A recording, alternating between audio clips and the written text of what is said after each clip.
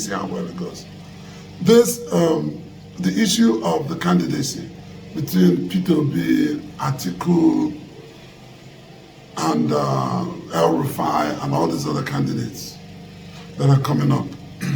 I have said, without sentiments, for any political analyst, without sentiments, the best person to run against President Tinubu is Goodluck Jonathan, former President Goodluck Jonathan. I think that analysis is it's so easy.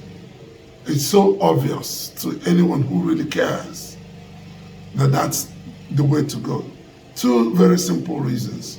One, if you consider the rotation of North and South between North and South in Nigeria, and consider that we are in the southern phase of the North and South rotation, Tinubu is in the first half of the North and South. The only person that can compete effectively in fairness and convince Southerners to vote for that person has to be a Southerner. It will be difficult to convince many Southerners to vote for a Northerner, however badly you think that Tinubu is doing. That's one. The other thing is that for Northerners, for a different reason altogether, the Northerners would vote for a Southerner also. Why? Because they want power to come back to the North as quickly as possible. And as anyone any casual observer of Nigerian politics knows, is that the North doesn't play with power, however bad the situation is.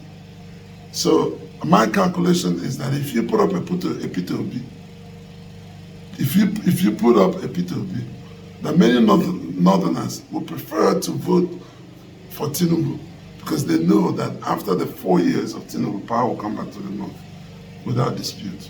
And anything that Tinubu is doing right now that they're suffering, they feel like they can easily overturn all those policies. And frankly speaking, they can. The immense powers of the Nigerian presidency really make some of what goes on in Nigerian politics is kind of silly, because whatever you do now, the next person that gets power can just overturn all of them because of the immense powers of the Nigerian presidency. So of course that causes all these policy shifts, policy swings, not even shifts.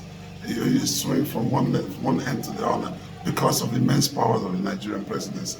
So I digress, but the issue is that the North would rather vote for Tinubu and take power in 2031 than vote for a Peter Obi. Even though Peter has said that he would hand over after 4 years, I believe him. And most people who have any idea about the ethics of the man believe him. That he's a man of extraordinary ethics. If he says it, he probably means it. Not probably, he means it. And he probably hand over. But it's one thing to tell the truth, it's another thing for someone else to be convinced about the truth that you told.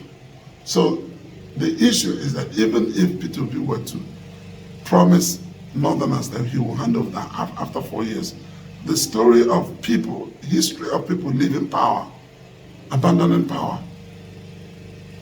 in the middle of the term without some constitutional limitation isn't very good. So Northerners would prefer a situation where they know that you will leave power after 4 years. So I'm gonna end this video because I don't want it to be too long. Then I'm gonna do another segment.